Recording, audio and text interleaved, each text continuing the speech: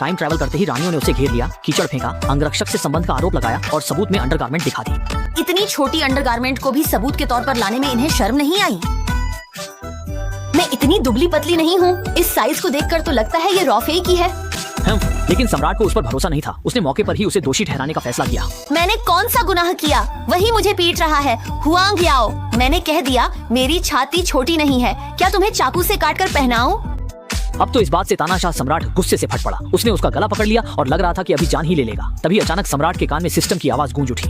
बधाई हो सुजू, आपने मिंगजुन रिडेम्पशन सिस्टम बाइंड किया है। 2 लोगों की रक्षा करने पर मिंगजुन वैल्यू मिलेगी। अगर जियाओवान को चोट पहुंची तो सुजू को सजा मिलेगी। अगर जियाओवान की मौत हो जाती है तो सुजू की भी मौत हो जाएगी। कौन बोल रहा है?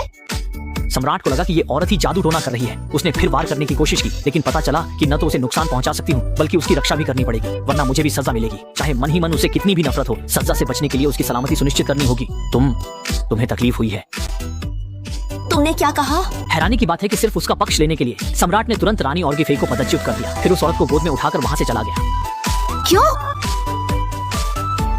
अब बेहतर होगा कि आप मुझे स्पष्ट रूप से समझाएं कि यह जादू टोना क्या है। कैसा जादू टोना? चेतावनी से पता चला कि लक्ष्य नुकसान पहुंचाने का इरादा रखता है और मोटरसाइकिल चल पड़ी। अगले ही पल सम्राट को अचानक सीने में दर्द महसूस हुआ। तेज दर्द के कारण वह लगभग खड़ा नहीं रह पाया। ये समझने के लिए कि यह सिस्टम क्या है, उसने संकेत के अनुसार उसके लिए शानदार दावत का इंतजाम किया। उस औरत ने भी महसूस कर लिया कि यह तानाशाह उसका कुछ नहीं बिगाड़ सकता। जब चालाक महिला सामने आई और उसे सम्राट की सेवा में घुटनों के बल बैठने को कहा तो वह नाजुक अंदाज में सम्राट से बोली, मेरे लिए।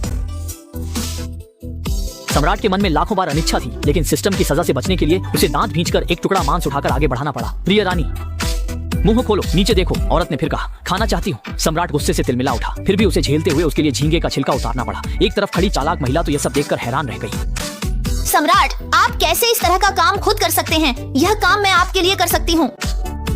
चुप रहो। सम्राट के हाथों से छिल्ला हुआ झींगा तो वाकई स्वादिष्ट होता है। कुछ लोगों को तो यह नसीब ही नहीं होता।